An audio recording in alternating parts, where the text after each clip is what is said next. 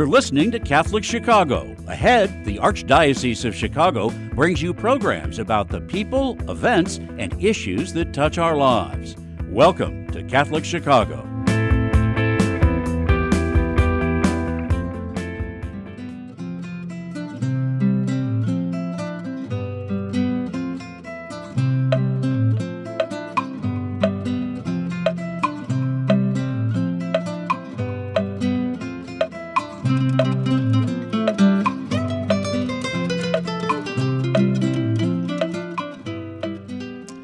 Good morning, and welcome to Mission Matters Live, a program focused on promoting a spirit of mission among the people of God in the Archdiocese of Chicago. My name is Megan Mio, and I'm the director of the Global Mission Office. Our engineer this morning is Mike. You're listening to WNDZ 750 AM. Mission Matters airs on the second Wednesday of the month at 8 a.m. Central. This month, we welcome guests joining us virtually from other parts of the U.S., but they are here to share with us ministries that are active in India. And it's wonderful because we don't get to hear as much about what's going on in India. Today we have with us Mother Lena Cherian, who is the Superior General of the Benedictine Sisters of Christu Jyoti, which means the Benedictine Sisters of Christ the Light. She is here visiting her sisters who minister in the U.S. in Wilmington, Delaware, and San Antonio, Texas. And she'll be sharing with us the life-changing and life-saving work of her sisters in multiple regions of India. We also have with us Mr. Vic Kukar, who is a lay missionary and good friend to the ministries of the Christu Jyoti sisters. Vic has visited India more than 20 times since 2008 and has offered his gifts and efforts for the excellent work of many missionary leaders throughout India. He'll be sharing more of his story in just a moment. But in the meantime, good morning and welcome. Thank you for joining us, Vic and Mother Lena. Thank you, morning, Megan. Thank you, dear Megan, for welcoming me and Victor, who is a supporter and well-wisher of Benedictine Sisters of Christu Jyoti. Wonderful. Yeah, it's great to have thank you here. for giving me the opportunity to talk and share with the mission of our congregation with the Global Mission Office. Wonderful. Yeah, we through the excellent efforts of Vic, we connected. We met once before in person some years ago prior to the pandemic, and so we reconnected recently, and I thought your story was so amazing, beautiful, compelling. It's something we wanted to share on our program, so it's wonderful to have you here. And thank you, Vic, for making the connection. Oh, you're welcome. It's great. Okay, so it's a joy to have you here because I know the other thing that's interesting about having both of you here is that we've got two different perspectives on mission and ministry, that of somebody who's based in India, religious sister, and that of a lay missionary who's from here in the U.S., but certainly has traveled many times. So we'll be able to talk about this theme that we have for our program today, which is Radiating the Light of Christ in Mission. And that's certainly a lot to say about the congregation of the Benedictine Sisters of Christ the Light, but we'll talk more about what that means throughout the show. So let's get started just to get to know both of you. So I wonder if Mother Lena, you can tell us a little bit about your background, how you came to become a religious sister and ministering to those most vulnerable. Tell us. I was born and brought up in a Catholic family in Kerala, in the southern part of India. Mm-hmm. We are 7 children of my parents, and I am the second child. My father was a farmer and mom a homemaker. Both my parents used to encourage us to go for daily mass and attend all the prayers. My mother used to share with us the stories of saints and provided us with books of saints. As I was growing up, I had many questions within me. If God is so good, and if it is He who has created us, why there is a lot of disparity in the world? There are rich people who have big mansions to live in. They wear costly clothes, eat sufficient good food, and seemed enjoying good life. Whereas poor people suffer want of food, shelter, and medical care. This disturbed me a lot. My mother, who is a kind and compassionate person, told us that it is our duty to help these people who are in need of help, love, and support. So, as years passed by, I wanted to do something to help the poor and needy. As I matured, the inner calling grew stronger, and I had the opportunity to explore my faith more deeply, engaging in prayer, reflection, etc. Once we had an opportunity in the diocese for occasion camp, which means the girls who would like to serve the poor or join the congregation were invited. I also went there, listened to all the sisters, their charism, their mission work. Many sisters offered us different opportunities like higher studies, going abroad, things. But the Benedictine Sisters of Christu Jyoti, one of the sisters talked to us that, saying, we have a great opportunity to help the poor and needy. If you become a Benedictine sister, you can spread the life of Christ and make Jesus known and loved. This touched me a lot, and I thought this is where Jesus is calling. As my mother used to tell us always, Jesus created us to help the needy, to show them love, to give them love, to show them a way of life.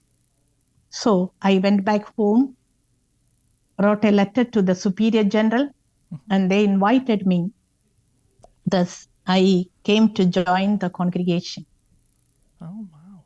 My formation process to become a religious sister involved years of study, spiritual growth, and discernment under the guidance of my formator.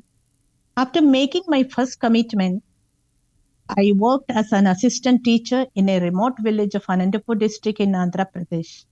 We were about 80 sisters carrying out various mission activities like visiting families, praying with them, teaching them catechism, and the values and importance of participating in the Holy Mass, catechism, prison ministry, and women empowerment program, skill training for school dropouts. Over the years, I had the privilege of serving in various souls within our congregation, which have provided me with invaluable experiences and deep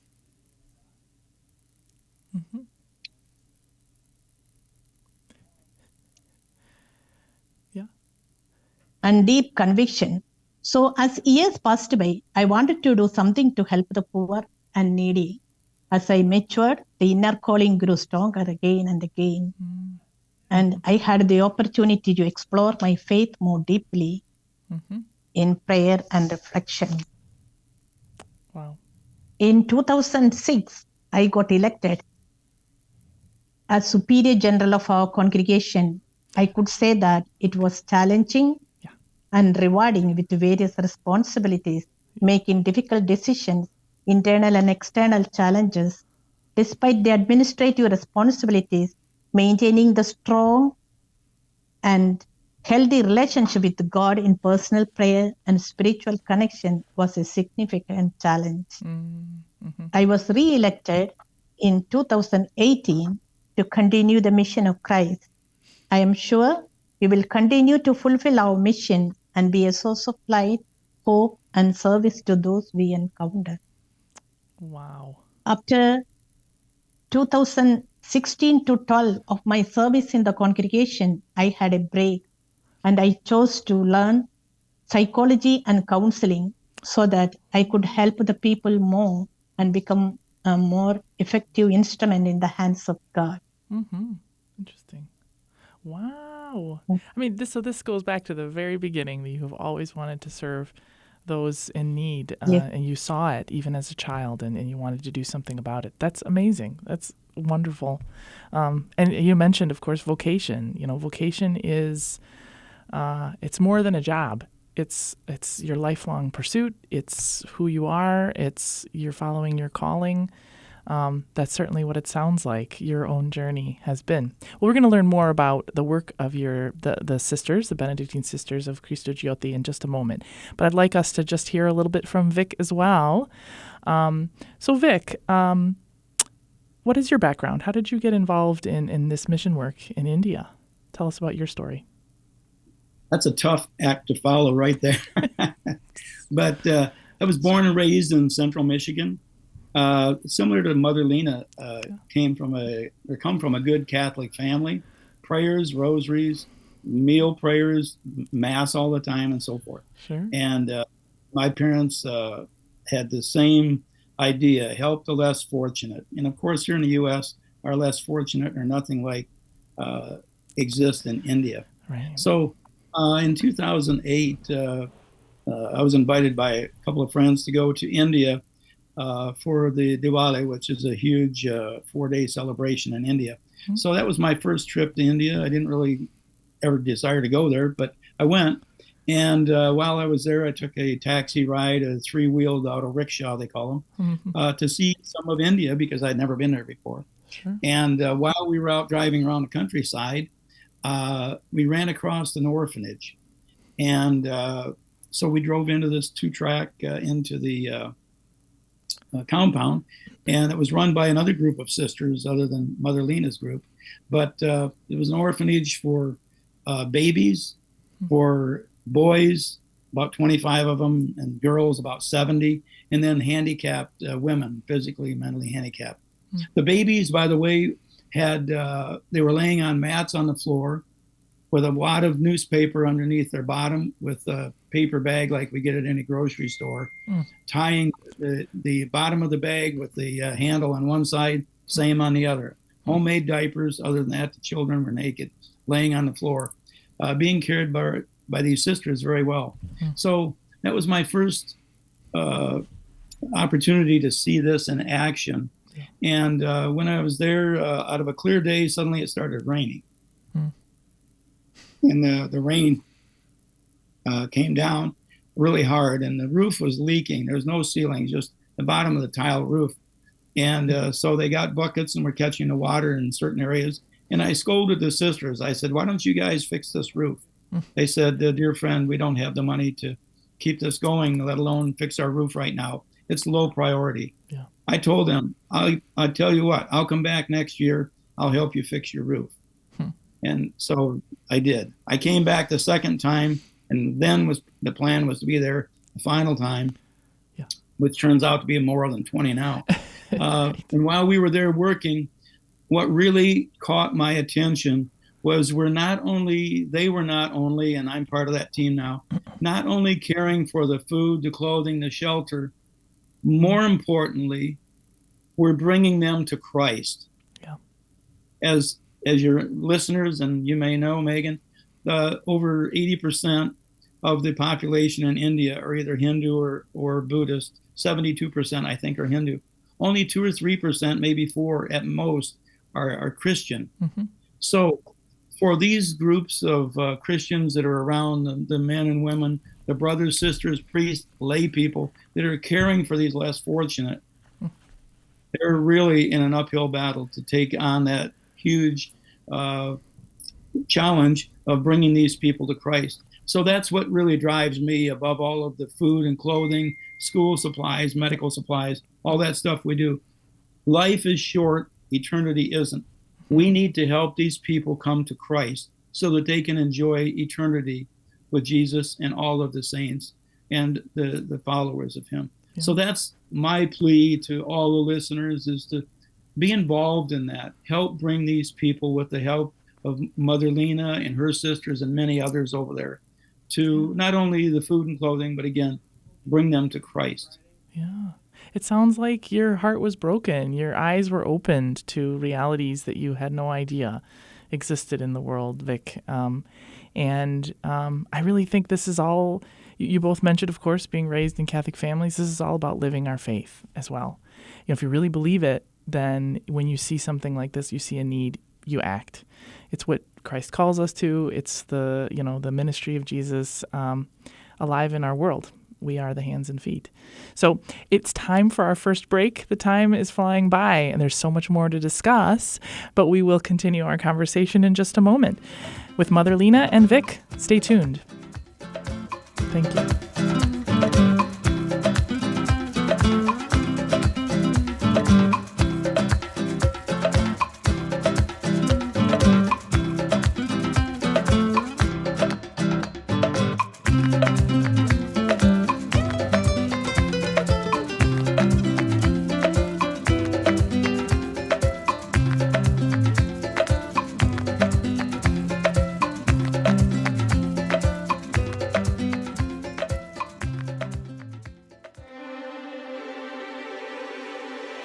It will be a special night to remember on Friday, December 1st at Catholic Charities' 2023 Spirit of St. Nicholas Ball at the Chicago Hilton. The Spirit of St. Nicholas Ball is one of the most elegant galas of the holiday season in Chicago, and proceeds provide critical funding for our programs and services into the new year. Gather your families, friends, and work colleagues for an extraordinary black tie event to celebrate the Christmas season. Enjoy an opening reception, gourmet meal, and live entertainment courtesy of the Ken Arlen Orchestra, all in support of Catholic Charities. Don't miss this special night for a great cause on Friday, December 1st. To purchase tickets and learn about sponsorships for the Spirit of St. Nicholas Ball, visit CatholicCharities.net or call 312-948-6864. That's 312-948-6864.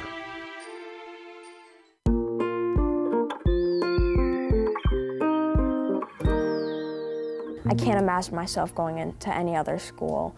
Our school fosters growth by being a backbone to our family. My kids are incredibly well-rounded. I see a lot of kindness in them on a daily basis. One of the things I think Catholic schools do well is personalize the learning experience. You can hear joy in the classrooms. I feel that I'm happy that I am in this kind of school. Our school communities provide students with academic excellence and character education in a supportive and stable learning environment. Come see for yourself. Visit archchicago.org/findaschool.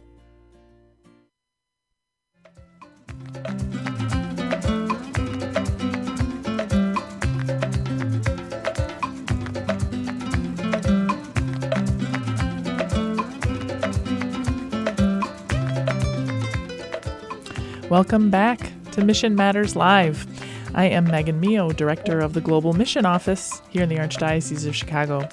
And I'm here with Mother Lena Cherian, Superior General of the Benedictine Sisters of Christu Gioioti, and Vic Kukar, a lay missionary volunteer from here in the U.S. who has offered his gifts for the mission of Christ, and both of them ministering in India, in different areas of India.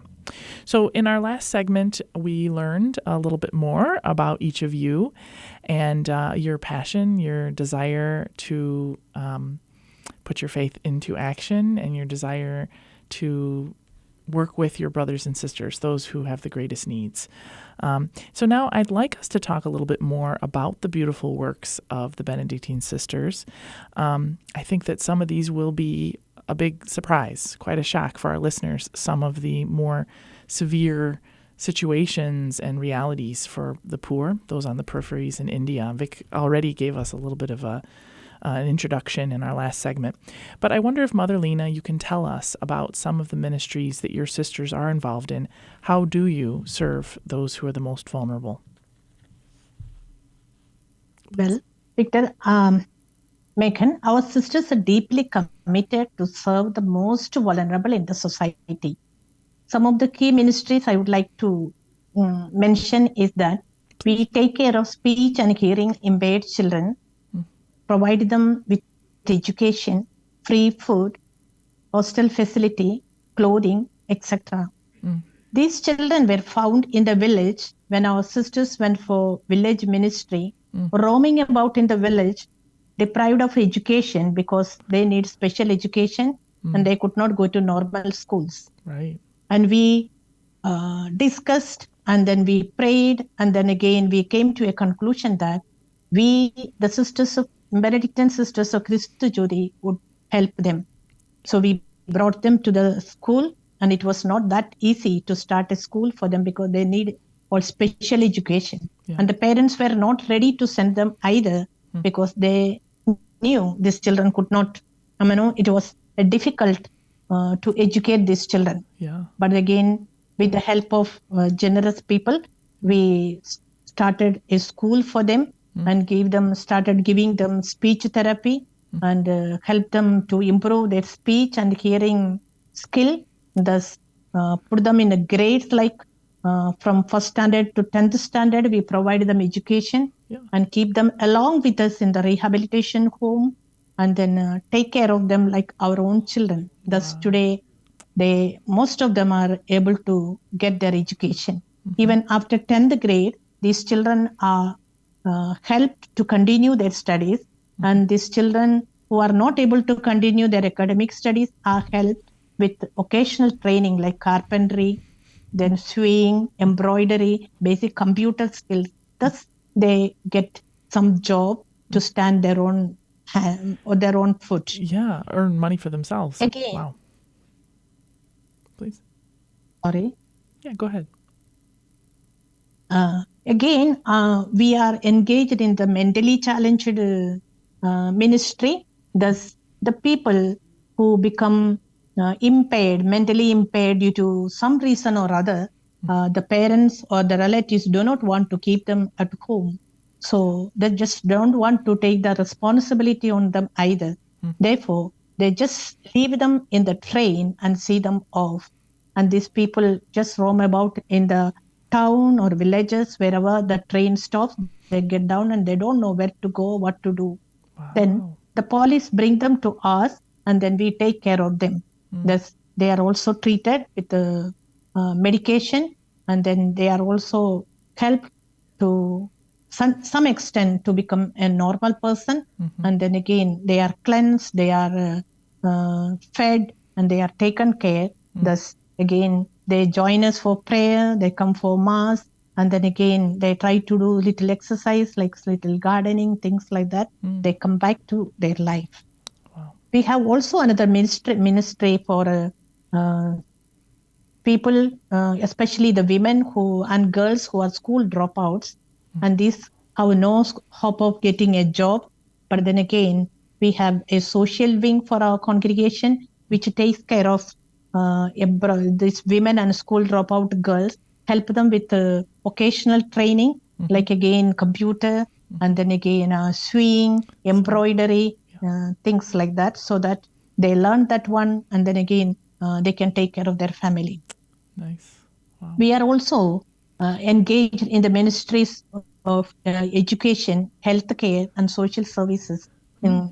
That includes an elderly care. Thus, we try to share the life of Christ and spread the life of Christ and make Jesus loved and known. Yeah. It seems to me that a lot of these ministries are about supporting human dignity, especially given the extreme situations. You know, you're saying that the children are just running around town. There's no plan. The families don't know what to do. Those who are mentally challenged, mentally ill, they're living in the street. Like nobody. There's no program. There's no system there to catch folks like this and to let them live a dignified life. Let them be healthy and safe. They're very vulnerable. And too, women and girls who are dropouts, they just don't have any other option, right? And the idea that you're offering these opportunities for safety, but also opportunities for them to learn skills, to have the potential, hopefully, of being able to support themselves and potentially a family.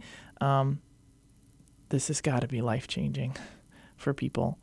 That's amazing. And I'm sure these are just some of the examples, because your sisters are working in all different places and all different settings. So how would you say that these ministries radiate the light of Christ? You said, this is about sharing Christ with others, evangelizing. How do you, and my understanding is that this is the charism of your congregation as well, correct? Yeah.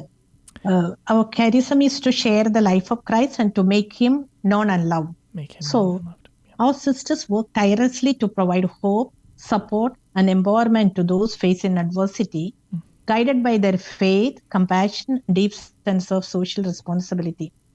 Through our service, we embody Christ's love and compassion. Our ministries serve as a loving testimony to Christ's teaching and his love for humanity. By living out the gospel values in our service, we try to bring the light of Christ to the world, which in need of hope and healing. Surely, the children who come to school, especially the speech and hearing impaired children, and the mentally challenged people, and then again the women and children who are school dropouts, they join us occasionally for prayer and daily mass, and those who can learn some prayers, they do prayers, and they do really recognize and realize it is because of Jesus that we are able to serve them. Yeah. It is because of Jesus that they have a new life, and they realize and recognize. And without even our invitation, children who pass out from our institution, they do come in the occasions, special occasions like Christmas, Easter, and they take part in the celebration. Thus, I am sure this really a witness. Yeah. And then they know, and the parents of these children, they also come sometimes for like parents meeting, and they do share. Our children are able to have education. Our children are able to have human dignity today just because of you. You means it because of Christ. Yeah. And this is a really witnessing value.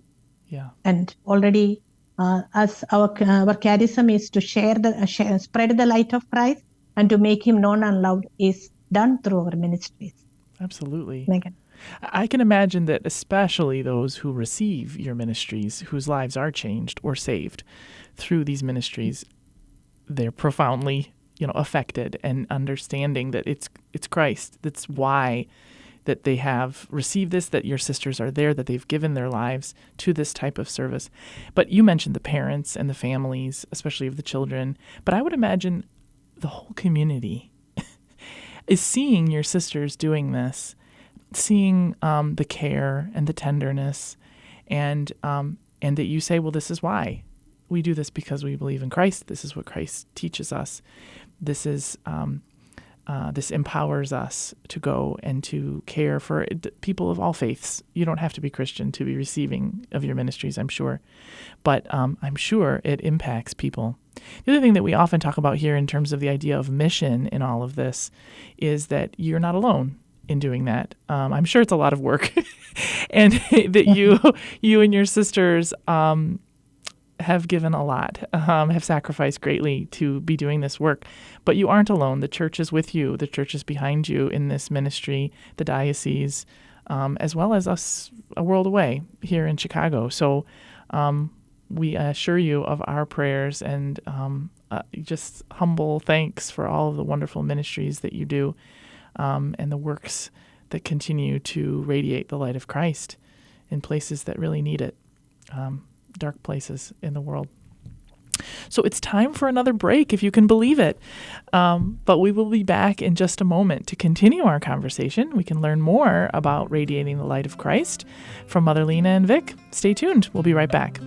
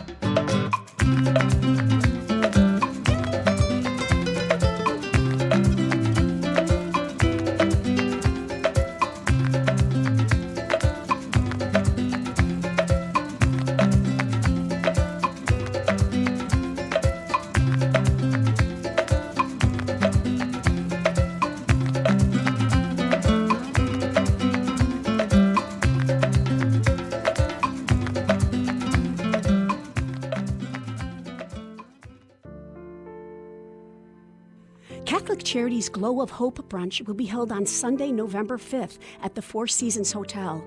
This special event raises awareness and critical funds. Mother Cabrini, a missionary woman religious, helped shape America's social and healthcare system in the early 20th century, hugely impacting the city of Chicago. If you or your family are from Chicago, this is part of your history. Join other young adults for networking and learning together about this remarkable saint. Come together to pray and discern how sacred art and architecture bring us closer to our Lord. On Saturday, November 11, attend a Mass at 11 a.m., followed by a guided tour at the Shrine of St. Francis Xavier Cabrini. It's located at 2520 North Lakeview Avenue here in Chicago. For more information, contact the Illinois chapter of the Patrons of the Arts in the Vatican Museums at 312-534-5351.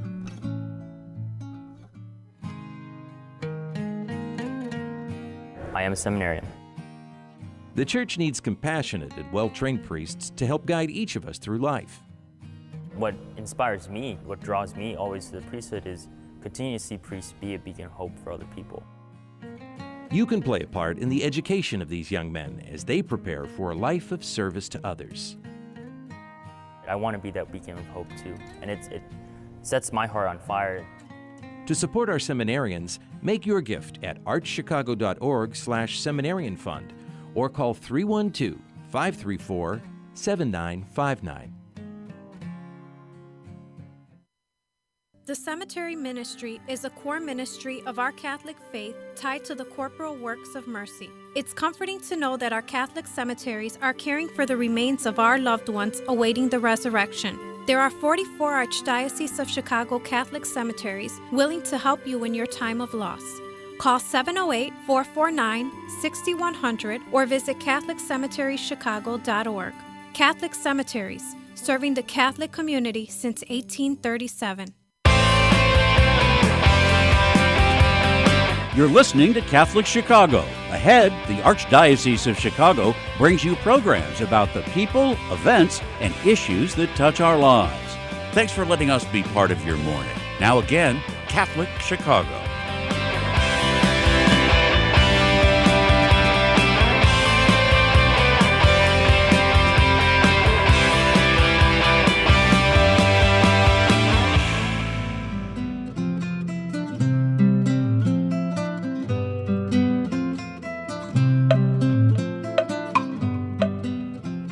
Welcome back to Mission Matters Live. I am Megan Mio, Director of the Global Mission Office in the Archdiocese of Chicago, and you're listening to WNDZ 750 AM. I am here with Mother Lena Cherian, Superior General of the Benedictine Sisters of Cristo Jyoti, based in the Diocese of Kadapa in Andhra Pradesh, India. And Vic Kukar is a U.S.-based lay missionary and volunteer who has followed his call to love our brothers and sisters a world away through service. So here we've been learning a little bit more about the work of the Benedictine Sisters, and we're learning about some of these realities of people who live on the margins, those who are the most vulnerable in society in India, and really some surprising realities about those folks as well. Children with hearing disability, speech and hearing loss, mentally challenged adults, orphans, and girls and women who have dropped out of school are some of those most vulnerable groups that the Benedictine Sisters work with. And the ministries of the sisters are just beautiful ways that you radiate the light of Christ and share the life of Christ with others in evangelization. So now I'd like to take a little time to learn a little more about what Vic has been involved in, and how you, Vic, what kinds of works have you been involved in supporting these kinds of ministries. So tell us, Vic, about how did you come to know Mother Lena and her sisters? Let me ask that question to get things started. Well, as I mentioned in the first segment, when I went to India, reluctantly, quite frankly, not to get involved in any of this kind of effort, but I went over for a huge national celebration called Diwali, which many people know about. Anyway, I was introduced or ran across this orphanage, promised to come back and help them the next year, which I did. While I was there, I came across the place that one of your photos was shown earlier, a place that Mother Lena's sisters support and run, actually, for the mentally and physically handicapped men and women. As Mother Lena pointed out, many of these, if not most or all, come from the streets. And some of them, as she mentioned, are trained, we call them trained children or trained people. The train comes into the station, the doors open, people rush out, people rush in. The families that don't want these handicapped people of different deficiencies, or babies in many cases, put the child or the unwanted family member on the train. The door is closed, the train goes away, and then some 1, 2, 3 stops down the railroad track, the train conductor will invite the police to take the people off the train because they're just sitting there, unwanted by everyone. Wow. And then the police will call the sisters and priests and so forth at various places. They will go and bring them to their locations. They'll give them clean clothes, a shave, a haircut, and most importantly, they bring them to Christ by inviting them to pray. And as Megan pointed out about not all of these are Christian. In fact, I would say most of them are not Christian. These are Muslims, Hindus primarily, that have no idea who Christ is. And so many of the people that I work with all over India, we've got 13 different places that I participate in. You're seeing some of them on the screen there now. HIV, homes, the leprosy. Most people believe leprosy is eradicated. There's over 600,000 lepers in India. The picture there is the slum areas, one of the many slum areas where we provide support of clothing and food and school supplies, and in many cases we have to hire teachers to go into the slums to teach because there are no schools. And so that's the most important thing that we do, myself and a small group of friends and families that provide what we can, but most importantly prayers to the men and women that do the 24-hour job over there, like Mother Lena's sisters. Yeah, I mean, that was sort of part of my comment about the great sacrifice and the difficulty of this work. But knowing that it's for Christ and that, Christ is the reason why, and Christ is, and seeing the face of Christ in those that you serve, I'm sure gives you extra strength, keeps you going, keeps you motivated. Vic, I want to ask, why do you keep going back? How did this, it started with one little thing, but it's obviously grown. You said 13 different types of ministries that you're involved in. What keeps you going back? Well, I believe that if we call ourselves Christians, we should be Christians. Yeah. As we all know, as Catholics, there are 7 sacraments. I believe the authors of the sacraments, if they thought about it, they probably would have had an 8th sacrament, and it would be called compassion. Jesus talks constantly about the poor, the sick, the lame, the blind, the suffering. And in Matthew 25:40, he reminds us through Matthew that we should take care of the least of these on the planet. So keeping that in mind, I can't walk away from it. Yeah. Secondly, I think I'm the most blessed person on earth because I get challenged weekly with new challenges of very dire needs of medication and stuff. People that I've never met before will hear about someone that can possibly help. So they contact my wife and I, and we try to invite as many people like your listeners to be involved. And again, if we call ourselves Christians, let's act like Christians. Yeah. And most importantly, for each of us in a individual sense, I believe our goal in life should be to get to heaven. So how do we get to heaven? How do we do that? Jesus helps us with all of the various messages and parables and stuff through all of the scripture readings. And one that I mentioned earlier, compassion, the Good Samaritan. I'm sure the Good Samaritan is pretty comfortable right now. So I invite our listeners to think about that. How can we be compassionate? Well, here's an opportunity to pray for and support financially, if it's available, to these people like Mother Lena and others that are doing the work of Christ, bringing Christ to these people around the earth, especially right now that we're talking about here in India. Yeah, don't look away. I mean, that's really the Good Samaritan story, is he didn't have anything, the Good Samaritan didn't have anything to do with the man on the side of the road, but he looked with compassion and said, I got to do something. It's what it sounded like, the introductions for both of you, that you both didn't look away. You felt that deep calling, desire to show love to your brothers and sisters, no matter their faith, no matter their situation, what may have led them to that point, whether it was their fault or not. Certainly when it comes to the vulnerable groups that we've been talking about, people just need to be helped. There's no more conversation than that, I think. But I also really want to highlight, I was glad to have both of you on the show today, to have somebody here from the U.S. who's involved in this as well, to make that connection too about mission. Mother Lena is here in the U.S. because some of her sisters are ministering here in the U.S., in Delaware and in Texas. And that's just a sign of the way things are really changing in mission these days. It's a smaller world than it's ever been. And we have so many connections and so many opportunities to see what's going on in our world, and the need. And even today, this program, for people to hear about what's going on. We've got sisters from India serving here in the U.S., and we've got a lay missionary like Vic and others who go to India.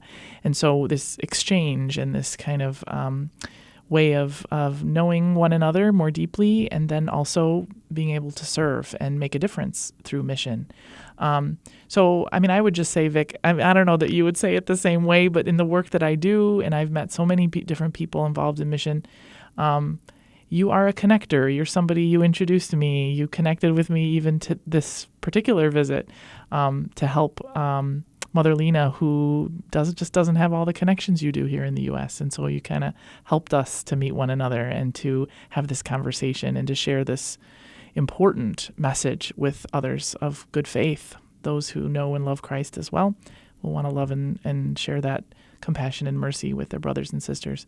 So that's a very important part to play. And of course, Mother Lena, a leader and somebody who looks after your sisters here in the U.S. is a very important role as well. And of course, your sisters in India and the work that you do there. So thank you. And thank you both for that. Those connections and mission. And we do support you with our prayers. And absolutely, we want to help you in other ways too. And we will talk about exactly how we can help and learn more in just a moment in our last segment. It's time for our last break now. We'll be back to conclude our conversation with Mother Lena and Vic in just a moment. Stay tuned.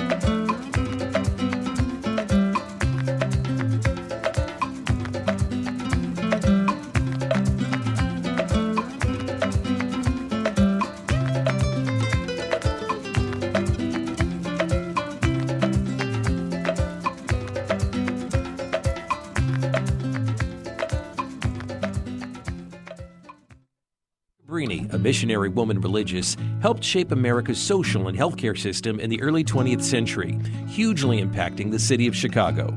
If you or your family are from Chicago, this is part of your history. Join other young adults for networking and learning together about this remarkable saint. Come together to pray and discern how sacred art and architecture bring us closer to our Lord. On Saturday, November 11, attend a Mass at 11 a.m., followed by a guided tour at the Shrine of St. Francis Xavier Cabrini. It's located at 2520 North Lakeview Avenue here in Chicago. For more information, contact the Illinois chapter of the Patrons of the Arts in the Vatican Museums at 312-534-5351.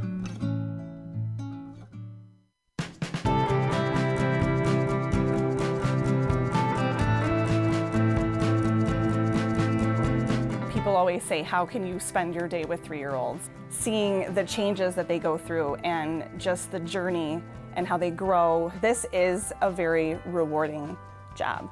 Even though at the end of the day, we're not the highest paid people on earth. And when I have a parent contact me and say, my child loves school, that to me, I'm setting that foundation for their love of learning. Because really, you are changing lives, you are molding lives.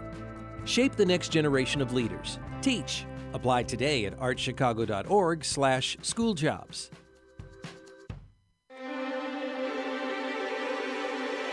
It will be a special night to remember on Friday, December 1st at Catholic Charities' 2023 Spirit of St. Nicholas Ball at the Chicago Hilton.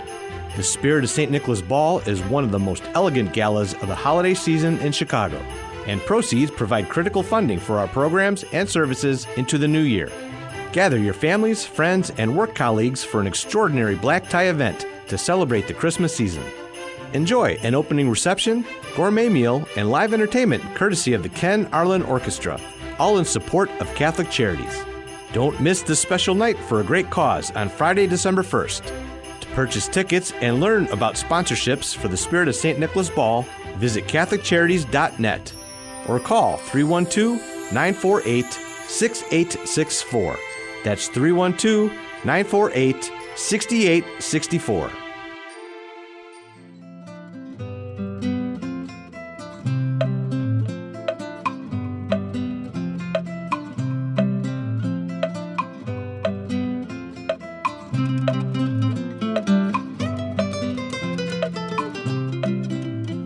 Welcome back to Mission Matters Live.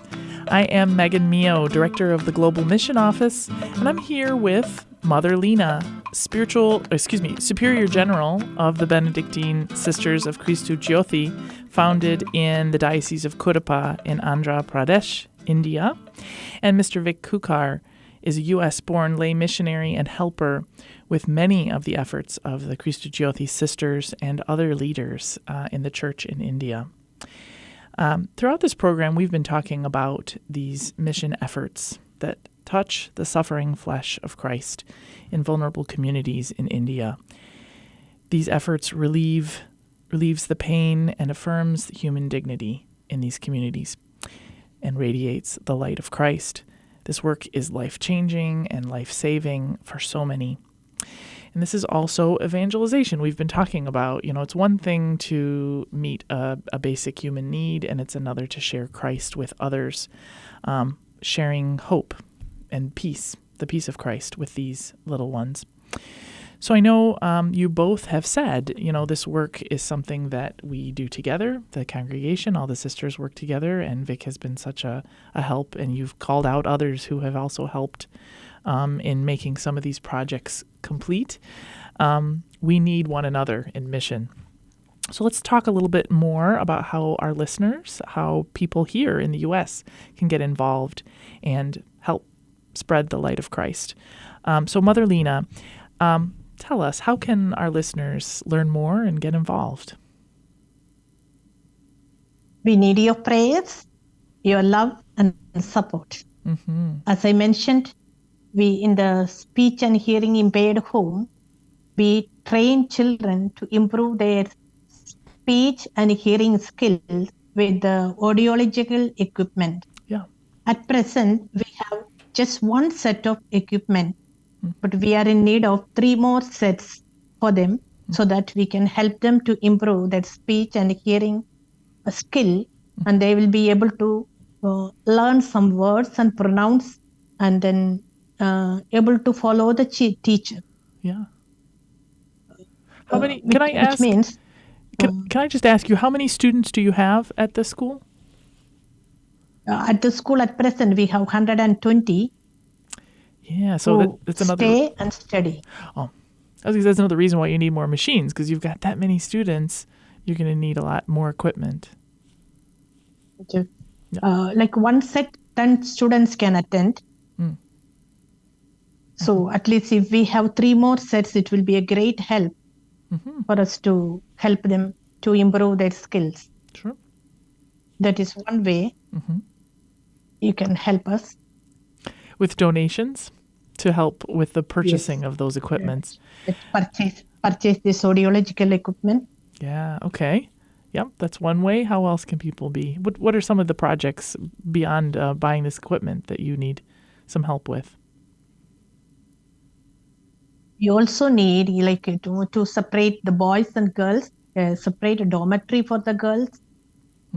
Also, at present, the children are made to sleep on the floor. And then if we could get some help, we could, make some cots for them, provide cots, and they could sleep comfortably on the cots. There also we need your help.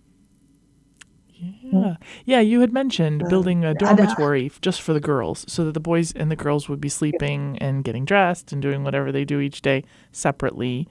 And then the cots as well, a comfortable place for them to be sleeping as opposed to on the floor. Yes, these are very important projects. Now, and I just want to mention this school for the hearing impaired and speech impaired children, is that the House of Hope School? Is that what it's called in English? English, what is it called? We call it a special school for speech and hearing impaired students. Ashanelem, a special school for speech and impaired students. Okay, yeah, that's very important that you need some investments there. And my guess is these projects are not so expensive, really, in U.S. terms anyway, that the hearing machines, do you know what the cost for one new machine would be? One new machine would be, I just sent a quotation to you, Megan. I am not so sure. No, that's okay. I have it here. I see $720 for one set of equipment, and you're hoping to have 3. Yeah, you're hoping to have 3. So $720 to a U.S. American. It's not such a huge investment, but it could make a life-changing difference. Now, if people want to learn a little bit more about these ministries and to get in touch with your sisters through a donation or any other kind of support, they can learn more online. There is a website, which is sistersofchristthelight.org, and it's all spelled out, sistersofchristthelight.org, and that, of course, is your name in English, Sisters of Christ the Light, Christu Jyothi in the local language. So these are 2 very important projects. Hopefully our listeners will consider making a big difference in participating in either one of those projects. Vic, I just want to hear from you again.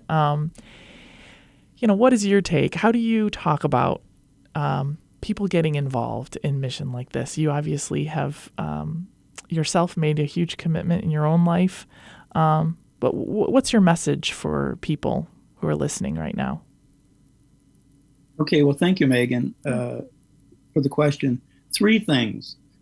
First of all, as Mother Lena had mentioned, prayer. Prayer is more important than anything else we can provide. Yeah. So I would invite your listeners, as well as anyone that they can come in contact with, to pray for the brothers, sisters, priests, lay people, and all of those that they serve in the name of Jesus. And secondly, financial support is always badly needed. I invite your listeners to talk to friends, family, to teachers, different children's organizations especially, because it's important for them to have an opportunity to play in this important function of supporting the less needy, or the more needy, less fortunate. For example, when I get a rare opportunity to speak to people, anybody that'll listen to me, churches, schools, friends, family. Most of them grab their wallet when they see me coming and hide it, because I've been doing it since 2008. But I invite people to say, or I tell them, look, just one meal. A family, mother, dad, couple kids go out to Pizza Hut for dinner on a Friday night, have pizza and drinks. They might drop $50 on a meal, which is fine.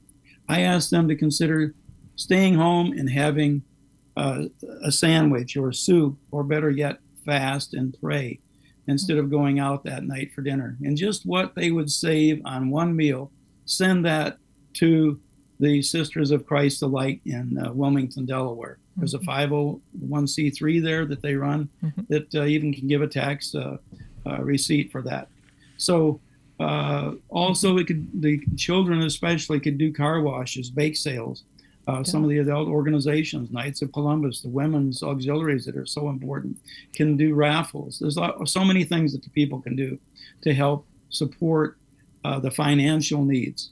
And then third, and very importantly, as I mentioned earlier, life is short, eternity isn't. So let's be a little bit selfish and see what's in this prayer and fundraising activity for ourselves. And that is, I invite the listeners not to miss this opportunity to do what Christ asked us to do. When you see me hungry, you see me naked, et cetera, et cetera. Yep. Here's an opportunity to do what Jesus, our best friend, invited us to do. Yeah. So if we want to spend eternity with Jesus, here's one helpful way that we can get there. So it's a double benefit, not only helping those in need, but helping ourselves and our souls, and then also inviting friends and family and others to share in this opportunity. Yeah. Yep. Absolutely. Well, I was thinking, Vic, you're passionate about mission, passionate about your brothers and sisters in India. And so I know that you ask and you tell people about everything you've seen and done. And I would say that Mother Lena, and I'm sure your sisters are very humble, and you don't want to overwhelm people, but the need is really, truly great. So another reason why you're very glad to have Vic, somebody who will go out and just talk about it and tell people and share it and be that evangelizer to his community. I would just reiterate, I was really moved with what you shared earlier, Vic, about the Good Samaritan. Don't look away. One key way that we engage in mission is learning. Just learn about what your brothers and sisters are doing around the world. And your heart will be broken, and you'll want to do something about it. So thank you both for joining me today. It's wonderful. Mother Lena and Vic, it's been humbling and inspiring to hear about the good works of missionaries like the Benedictine Sisters of Cristo Jyoti in India. And Vic shows us that we all have a part to play in radiating this light of Christ. So God bless you both, and may Christ strengthen you in your mission. Thank you for joining us.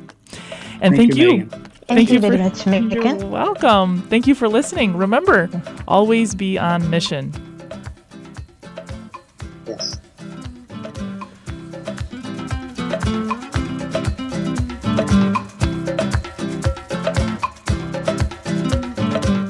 Join us every Monday through Friday at this time for Catholic Chicago. You can stream our programs live or listen to past programs by visiting our website, archchicago.org, and clicking on Radio TV. And please connect with Catholic Chicago on social media.